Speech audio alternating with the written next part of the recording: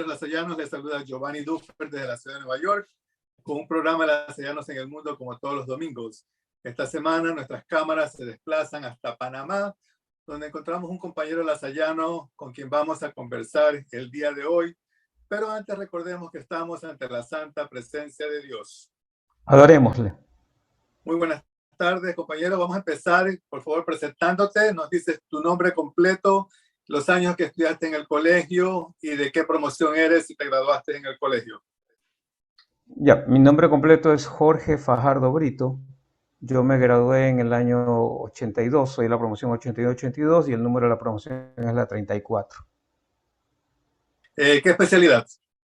Físico-matemático. Muy bien. ¿Qué recuerdos te trae el Colegio San José La Salle? El colegio, bueno, yo soy estudié desde la preparatoria en el colegio. Digamos que casi todos mis recuerdos juveniles e incluso el tema de primera comunión, los días de la bandera, los desfiles, fui parte del grupo de la banda de guerra también. Todos esos recuerdos, ¿no? Y los amigos que hicimos en aquella época, ¿no? Que todavía mantenemos una buena relación. Cada vez que puedo viajar al Ecuador, nos reunimos, quizás no todos, pero ahí se ha organizado un par de veces algunas reuniones para todo el mundo y se ha podido. Ahí gracias a uno de los compañeros de la promoción, que es el ingeniero José Pileggi. Él tiene una facilidad donde normalmente le llamamos el club de la promoción, pero bueno, es realmente de su propiedad, pero él gentilmente la cede para que nos podamos reunirnos. Ay, qué bien. O sea, esa hermandad del colegio todavía continúa. Sí, sí, esa amistad del colegio sigue, ¿ya? Algunos lamentablemente han fallecido en el transcurso de estos años. En el COVID hubieron un par de compañeros de promoción que lamentablemente fallecieron, no necesariamente del COVID, pero fallecieron, pero durante todos estos años pues han fallecido algunos compañeros. No, en este momento no recuerdo algunos, pero no recuerdo la cantidad exacta. Pero creo que son por lo menos de 10 a 12 compañeros de la promoción que lamentablemente ya no están con nosotros, ¿no? Un número alto, ¿ah? Muy lamentable. Sí, sí, sí, la verdad que sí. Cuando salí del colegio yo fui a estudiar en la Politécnica, en la SPOL. Yo estudié ingeniería electrónica ahí. Eh, la base que nos daba el colegio, pues en lo que es matemáticas, física y química, nos permitió a todos nosotros, a todos los miembros de la promoción que optamos por estudiar en la SPOL, alguna de las ingenierías o alguna tecnología, pues nos permitió que nos vaya bastante bien, ¿no? Tanto en el ingreso como en el día a día. Ya estudiando por esa base, sobre todo lo que llamamos el ciclo básico en la universidad, en la Politécnica. Ya, y posteriormente, bueno, ya la especialización, que ya cuando empiezas a estudiar propiamente la carrera a la que te quieres dedicar. En mi caso, el título era en ese momento, ahora ha cambiado los títulos y especializaciones, pues era ingeniero eléctrico, especialización en electrónica. Había un otro ingeniero eléctrico, ahora sé que hay especialización en telecomunicaciones, pero en mi época era especialización en electrónica y los otros especialización en potencia, que son los ingenieros. Básicamente la diferencia es que por un electrónico un amperio puede ser un cortocircuito, para una potencia un amperio no hay nada. Ok. ¿Dónde resides ahora? ¿Dónde vives ahora? En este momento yo estoy residiendo en Panamá, en la capital. ¿Ya? Okay. ¿Desde qué año? Bueno, aquí en Panamá, yo he residido por 2 ocasiones en Panamá. Esta es la ocasión más larga que me ha tocado estar. Estoy aquí desde el año 2015, ¿ya? Okay. Anteriormente estuve aquí del año 2008 al 2009, pero Uh-huh. desde que salí del Ecuador, que fue en el año 2007, bueno, antes del 2007 salí a hacer algunos proyectos, pero siempre regresaba al Ecuador y era por cortas temporadas. Pero a partir del 2007 sí empecé a vivir más fuera del Ecuador que dentro.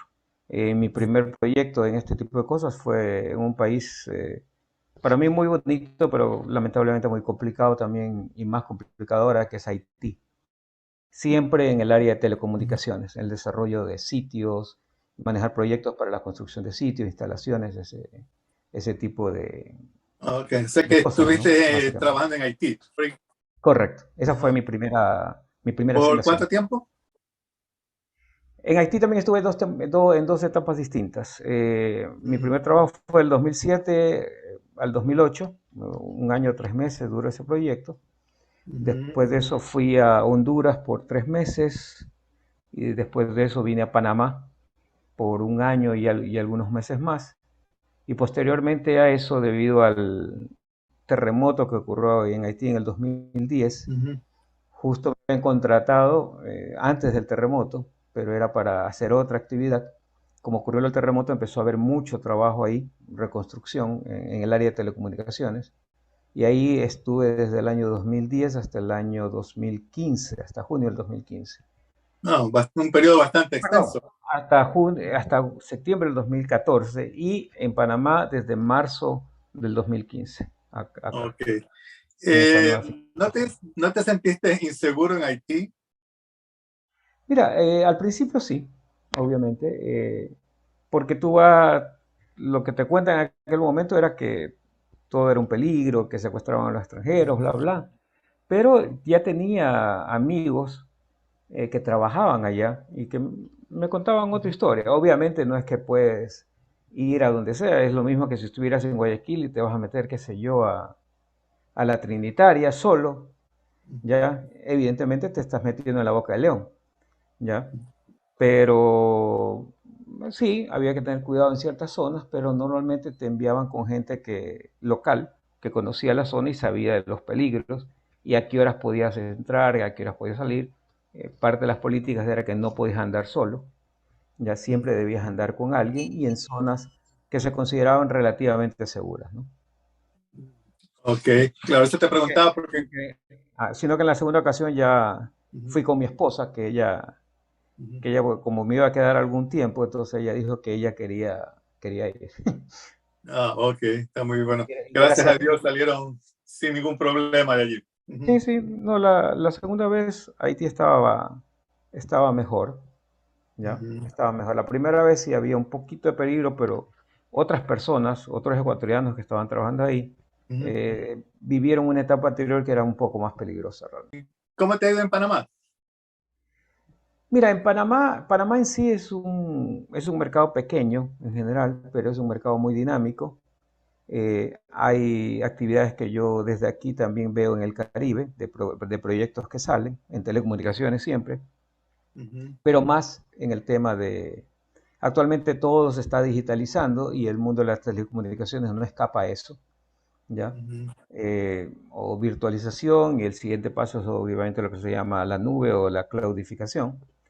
Eh, Antes todo, si tenías un data center pues propio, ahora todo lo estás alojando en los data centers grandes, sean esto Amazon, Google. Todavía en Latinoamérica eso no está evidentemente extendido. En Latinoamérica siempre vamos un poquito atrás de Europa y de Estados Unidos, Ujú, pero es allá hacia donde va la tecnología, ¿no? Ya por lo menos acá sí se está haciendo virtualización ujú. en los propios data centers de los clientes. Y acá está una compañía bastante fuerte que se llama, bueno, los dos competidores que han quedado son bastante fuertes. Liberty, que tiene negocios en Latinoamérica, el Caribe, eh, básicamente, y algo y Centroamérica también tiene algunos países. Y el otro es Millicom, que tiene en algunos países de Latinoamérica y Centroamérica prácticamente una presencia total. Y en el Caribe, bueno, el otro operador se llama Digicel, que es el que tiene entre Digicel y Liberty, se divide en el Caribe, es la competencia de ellos en esa área, ¿no? Todos ofreciendo nuevos servicios, todos utilizamos telecomunicaciones, somos hasta cierto punto, digámoslo así, esclavos de las redes sociales y del teléfono. No podemos vivir sin esos aparatitos ahora, ¿ya? Así es. Entonces podemos Y decir bueno, que Panamá sí está un poco adelantado en relación con Latinoamérica, por ejemplo. yo te diría, no es que, yo que diría que estamos más o menos parejos, ¿no? ¿Ya? Ok.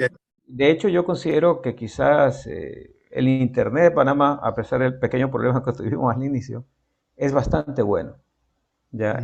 Pero en el Ecuador, de lo que he podido ver, bueno, es aceptable. Quizás la velocidad no es tan buena, tendrán que trabajar en el tema de las frecuencias, van a trabajar en el tema del 5G, 5G pues licitación de espectro y todo eso, y pues obviamente se tendrá que ver una mejora, ¿no? También las inversiones de los operadores dependen mucho del ambiente político y del consumo, etcétera, etcétera, eh, de mercados, ¿no? Ahora, todo se está yendo obviamente al Internet de las cosas, o sea, ya no puedes crecer tanto en cantidad de gente conectada. De hecho, aquí en Panamá ya es un país de más o menos 4 millones 400 mil habitantes, pero hay como 7 millones de teléfonos, o sea, de números de teléfono. Al principio, pues obviamente la gente a veces utiliza dos números o de los dos operadores, porque dependiendo de la zona que vayas, sobre todo cuando trabajas en zonas remotas en Panamá, pues tienes que tener algún backup, ¿ya? Porque Claro. algunos tienen mejor cobertura que otro en ciertas zonas. Pero lo otro también es que ya empiezas a tener la tecnología del Internet de las cosas y todo eso necesita un número de SIM que te registre para que puedas establecer la comunicación. En esa profesión que tú tienes ahora con las redes sociales, internet y todo eso que es tan innovadora, que cambia día a día, los iPhones se cambian del 13 al 14 al 15, cada año es un nuevo iPhone, un nuevo teléfono, todo cambia, pero al instante, súper rápido. ¿Cómo ustedes se mantienen al día con ese conocimiento, con esos cambios que hay dentro de la nueva tecnología, de la nueva era que estamos viviendo ahora? Mira, yo trabajo en una compañía que evidentemente es un integrador de soluciones. Básicamente nosotros no fabricamos los equipos de telecomunicaciones, le damos servicios a los fabricantes y a los operadores. Ya, el operador decide con qué proveedor o vendor le llamamos en este sector quiere instalarse. Actualmente los mayores vendors obviamente son Ericsson, Nokia, Huawei, ¿ya? Y ellos deciden con qué equipos desean instalar o qué les conviene instalar desde el punto de vista técnico y económico. Y nosotros le podemos prestar el servicio de hacer las integraciones, hacer las instalaciones y de juntar todo eso. Y cuando hay, como todo operador, pues tiene distintas tecnologías y hay que todo eso integrarlo, optimizarlo, es donde nosotros intervenimos, ¿no? ¿De tus planes está quedarte a vivir permanentemente en Panamá o en algún momento piensas regresar a Ecuador? Bueno, en algún momento yo espero, si es que Dios lo permite, espero morir en el Ecuador, pero bueno, eso solamente está en manos de Dios, ¿no? Pero Así es. digamos que ya cuando me retire, básicamente. Pero por ahora no está en mis planes regresar a Ecuador. Ok, ¿estás con tu familia allí en Panamá? Sí, con mi esposa. Nosotros no hemos logrado tener hijos, así que somos los dos. Ok, muy bien. Me imagino que ya al estar tantos años ahí con el trabajo que tuviste, no tuviste problema en arreglar los documentos, están legalmente, eres ciudadano panameño, tienes el pasaporte panameño. No, yo no soy ciudadano panameño, soy residente panameño. Ok. Ya, yo sigo siendo ecuatoriano. Ujú, eh, La residencia panameña la obtuve hace casi 2 años, voy para 2 años, ¿ya? ujú, Pero el proceso migratorio, cuando eres extranjero y te trae una compañía extranjera acá, ujú, sí demora un poco. Panamá tiene varias esquemas para poderte legalizar, ujú. ¿ya? Pero cuando estás como apoderado o responsable de una multinacional, pues hay ciertas reglas que la multinacional debe cumplir. Somos una compañía, la multinacional es grande, se llama Tech Mahindra, pero nuestra operación en el país o la empresa en el país es pequeña, ¿no? Ujú. ¿Ya? Eh, entonces, igual, pequeño no tienes que cumplir con todos digamos que aquí aplicaría el famoso dicho que la mujer del César no solo tiene que ser buena, sino parecerlo. O sea, ellos cumplen con todas las normativas y todo Ujú. el asunto, ¿no? No importa lo pequeño que seas. Todas las formas involucran tiempos. Entonces, no, te decía que en tu caso, tú al tener 2 años ya de la residencia, solo te toca esperar 3 para aplicar para la ciudadanía. para considerarla así. Ahora, tampoco es un proceso muy sencillo, porque todo eso llega hasta nivel de presidencia. Finalmente es el presidente del país quien debe firmar el documento. O sea, hay un montón de ministerios pues, que aprueban, pero finalmente el edicto o el decreto final lo firma el presidente. Él no es que le caes bien o le caes mal, sino que simplemente le toca firmarlo. Pero es igual en el Ecuador, es el presidente el que finalmente te firma la nacionalización cuando hay extranjeros, ¿no? Ok. ¿Está en tus planes pedir la ciudadanía panameña? Hasta ahora no, salvo que haya alguna, porque los impuestos son iguales, ¿no? Lo único que yo no tengo con la residencia panameña, yo no tengo derecho es a tener un pasaporte panameño. Oh, Si opto por la nacionalidad panameña, sí, ahí tengo que, o puedo optar por un pasaporte panameño. ok. El pasaporte panameño, no sé, pienso, es más amplio en cuanto a visas para otros países más que el Ecuador. ¿Podrías viajar, por ejemplo, a Estados Unidos sin visa? No, Panamá también tiene que pedir visas. Aquí localmente se tiene, los locales panameños tienen que pedir visa para entrar a los Estados Unidos. No están Oh, exentos. ok. Pero sería más fácil para los panameños. Bueno, en este momento, después de la pandemia, para todos los países está complicado. Tengo entendido que en el Ecuador el turno está para después de 3 años, porque en la pandemia se paró todo. Ya, y acá yo tengo que renovar mi visa, pero me dicen que en este momento el turno te está tocando para un año. ¿Ya? Ah, Vamos a ver, eso me enteraré la semana que viene que empiezo mi trámite. ¿cómo es la vida en Panamá? La vida en Panamá, realmente la capital de Panamá, en términos reales, es muy parecido a Guayaquil en cuanto al clima, ¿ya? Okay. La diferencia es que Guayaquil es caluroso, como tú bien sabes, pero la humedad aquí en Panamá es mayor que en Guayaquil, ¿ya? Ok. Aquí solamente, como dicen los panameños, solamente hay dos estaciones, o solo lluvia, ¿ya? Ok. En En esta cuanto a, temporada por los huracanes estamos en época de lluvias. okay. En cuanto a comida, ¿qué comen ellos? ¿Cuál es la especialidad, el plato típico ya en Panamá, en la ciudad donde tú estás? Mira, en general, el plato típico, hay algunos platos típicos. Aquí en el desayuno es muy popular un encebollado de carne, ¿ya? Pero es literalmente un encebollado. O sea, cuando hablamos de Ecuador encebollados hablamos de algo jugoso, ¿ya? Donde le puedes meter arroz. Aquí no es la carne con cebollas, cocinadas a la cacerola, pero cebollas. Es más seco, ¿ya? Mm, Para el jugoso ellos tienen otro nombre que en este momento se me escapa. De ahí si bien es cierto que aquí se come bastante el pan, pero también hay unas cuestiones de harina de maíz, ¿ya? Que ellos lo comen bastante, también la arepa. En esa parte, pues debemos recordar que Panamá alguna vez fue parte de Colombia y tienen ciertas costumbres. De ahí, en platos típicos, hay que hay algo, un caldo que se llama el sancocho panameño, ya que normalmente es con pollo y que tiene un montón tiene maíz, tiene la mazorca realmente, pedacitos que en el Ecuador también existe, sí, también se me olvidó el nombre, ya. ujú. Pero aquí lo preparan, inclusive utilizan ciertas partes que yo no las he visto en Ecuador, ya.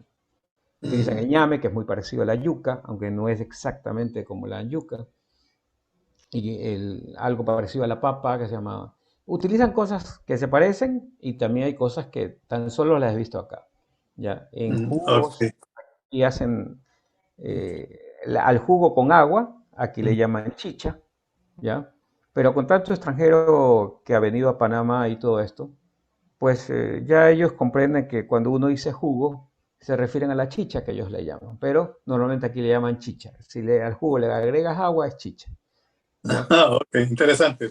En el Eh, Ecuador es... eh, Todos tenemos la impresión de que en Panamá su población es bilingüe. Hay muchos que inclusive hablan más inglés que español.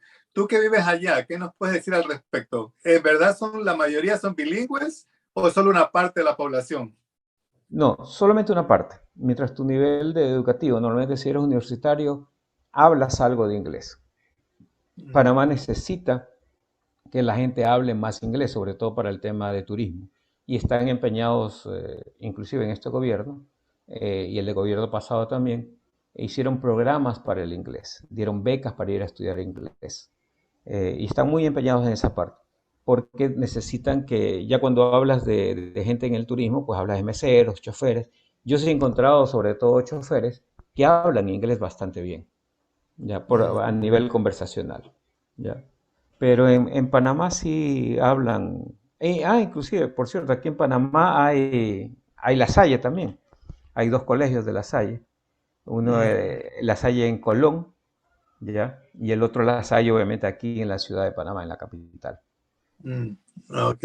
El canal de Panamá es la fuente principal de ingresos para el país. No necesariamente, pero sí es una de las, si no es la, en este momento no podría asegurar si sigue siendo la principal, pero si no es la segunda o tercera, ¿ya? Pero obviamente es el producto insignia de Panamá. Panamá es un país de servicios, básicamente, es un país dolarizado, aunque aquí, digamos, desde el punto de vista del léxico se utiliza que la moneda es el balboa, pero realmente el balboa, solo a excepción de las monedas, no existe físicamente, en billetes no existe, Mm. ¿ya? Y un balboa equivale a un dólar, porque en billetes tan solo circulan los dólares. Es un país dolarizado. Ah. Desde el punto de vista de costos, pues obviamente no es un país tan barato, pero tampoco es el más caro. Pero Panamá no es tan barato en servicios, en electricidad es mayor que lo que vale la electricidad en el Ecuador. El gas también tiene subsidios, ¿ya? Igual como pasa en el resto de Latinoamérica. El transporte en estos momentos sí es administrado por el Estado a través de una autoridad. Aquí utilizan mucho la figura de autoridad de algo. Por ejemplo, el canal de Panamá es manejado por un ente que se llama Autoridad del Canal de Panamá. Ellos han logrado en el tema del canal manejarlo en forma muy profesional, muy técnica, evitando la injerencia política dentro de lo posible. Ya no están exentos de la cuestión política, pero en tanto en la administración como en la elección de quién es el director del canal, sí ellos han logrado independizarse de esos temas políticos. No hay cierta injerencia, pero no esa injerencia no hace que se vea en la forma en que se maneja. Tienen autoridad de tránsito, autoridad del transporte público, que básicamente cobija lo que es el metro, ¿ya? Y tienen dos cosas, el metrobús y el tren, que es el metro propiamente dicho, y que lo han manejado bien, ¿ya? Tiene sus problemitas, pero sus problemas como todos. ¿Ya? Pero lo mejor que se maneja aquí en Panamá, obviamente, es Ok. el canal de Panamá. Eh, Panamá es hablando de la ciudad, porque tú vives en la capital, pero podemos hablar también en términos generales del país y comparándolo con los problemas que estamos teniendo en Ecuador ahora con la delincuencia. ¿Panamá tú lo consideras que es una ciudad segura para vivir? Por lo menos más segura que Guayaquil. Más seguro que Guayaquil sí es, pero sí están empezando a haber ciertos problemas, ¿ya? En ciertas zonas, porque de todas maneras Panamá, al igual que muchos países en Latinoamérica, se ha convertido como, por su ubicación también, como ciudad de paso para la droga, ¿no? Uh -huh, Y eso uh es -huh. algo que los gobiernos están muy concentrados en tratar de evitar. En Panamá, digamos, el tema de seguridad está mejor que en el Ecuador, ¿ya? Pero no escapa de que hay ciertas cosas que también ocurren, ¿no? ¿Ya? Sí ha habido algún sicariato, pero no en la cantidad ni en la intensidad que últimamente, lamentablemente, se sufre en Guayaquil, ¿no? Básicamente, comparemos algo. Tú aquí, en las zonas mayor parte comerciales, en las horas del día, tú puedes ir hablando con un celular en la calle y no te lo van a robar. En cuanto al sistema de salud en Panamá, ¿cómo funcionan los hospitales? Mira, el sistema de salud funciona bien, hasta donde entiendo. El seguro social, aquí como en todos los países latinoamericanos se quejan, pero también he recibido muy buenos comentarios de quien lo ha necesitado, inclusive los mismos panameños, ¿ya? Lo que obviamente, lo que se ocurre es que por el volumen a veces tienes que esperar y tienes que hacer fila, colas, etcétera, etcétera. Esa parte no se escapa a ningún país latinoamericano, pero en general la atención no es mala, ¿ya? Ujú. Obviamente si quieres más rápido, sí tienes que ver, ir al sector privado, ¿ya? Ah, ok. En hospitales tú encuentras de todo. Hay el hospital público, un compañero de La Salle que lamentablemente pasó una muy mala situación durante la pandemia, inclusive enfermó, se contagió de COVID y pasó 6 meses en coma. Y Ah, sí, como él está solo acá y no ujú. se sabía lo que le había pasado, pues ingresó a un hospital público o lo ingresaron y estuvo ahí 6 meses, ¿no? En coma. Pero lo atendieron bien, él está muy agradecido y él me contó su experiencia. Lamentablemente lo que sí es perdió la pierna izquierda de la rodilla hacia abajo, tuvieron que amputarle por un problema circulatorio, mientras él estaba en coma. Una pregunta más acerca de Panamá, ya que estamos hablando, aprovechando que tú vives allí ahora. Y también hablamos sobre la influencia del narcotráfico y la droga que entra y sale del país. Eh, Panamá es un paraíso fiscal. Se pagan impuestos allá. Los grandes jefes de la mafia tienen cuentas bancarias en los bancos de Panamá. ¿Tú tienes algún conocimiento Mira, sobre esto? eso ya no es como se cuenta. Obviamente en la época de Noriega eso ocurrió, por lo que me dicen acá, por lo que me dijeron inclusive los abogados de la compañía, sí ocurrió, pero todo el sistema bancario era permeable en ese momento, ¿ya? Ujú, Pero inclusive había bancos americanos en ese momento acá. ujú, Estaba el Bank of America, el Chase, o sea, a todos les pasó algo, o tienen sus experiencias. Pero sí, igual sigue siendo Panamá un centro bancario, pero ya no tiene tantos bancos internacionales, pero sí oficinas de bancos internacionales presentes, ¿ya? ujú. En cuanto a lavado de dinero, no sé qué decirte, pues lamentablemente aquí, igual que ocurrió en toda Latinoamérica, está el tema de Odebrecht. Y Odebrecht penetró, por la forma en que hizo sus negociaciones, penetró en casi todos los estamentos, ¿no? ¿Ya? Y como era una empresa muy reconocida, que daba un buen servicio, buena calidad en sus obras, pues Ujú, obviamente tenía prestigio y en aquel momento no se pensaba que se estaba metiendo este tipo de temas, ¿no? Y ujú, en cuanto a eso en cuanto a actividades de lavado de dinero. Ahora, sobre paraíso fiscal, aquí en Panamá tú tienes un tope, dependiendo de lo que ganes, hasta $11,000 al año, si ese es tu salario anual. A ver, ujú, no me acuerdo si es 11,000 o 13,000 en este momento, pero tú no pagas impuestos, ¿ya? ujú. Ok. Pero a partir de ahí empieza una escala que va desde el 10% y el tope máximo es 25%, Mm, ¿ya? oh, ok. O sea, toda persona que trabaje en Panamá y que da servicios dentro de Panamá paga impuestos. ¿Cuál es la diferencia? Existe una ley offshore de los servicios en el cual si tú puedes vivir en Panamá, pero todo tu trabajo es en el exterior. Por ejemplo, una persona que está dedicada a los sistemas de software, desde aquí programa, pero factura en Estados Unidos, o factura en Colombia, o factura en Guatemala, quiere decir que sus ingresos provienen de afuera. En ese caso no tributas en Panamá, pero los países a los que le das servicio y los que facturas, hay algo que se llama el withholding tax, que es el impuesto de retención, que te lo cobran de acuerdo a cada país. Te lo retiene el país al que le estás facturando tu servicio. Por eso Panamá no cobra ese impuesto, ¿ya? Pero sí, Mm, existe el tema en ese caso, compañías offshore que las constituyen para dar servicios. Eso es algo totalmente legal, pero siempre, digamos, hay personas, hay entidades que pueden utilizar los resquicios de la ley para poder manejarlo tal como lo hizo, por ejemplo, Odebrecht, ¿no? ok. ¿Qué tipo de gobierno tienen en Panamá ahora? Ujú, En este momento el gobierno que está administrando el país es el PRD, que es el partido con mayor cantidad de afiliados en lo político, Ujú.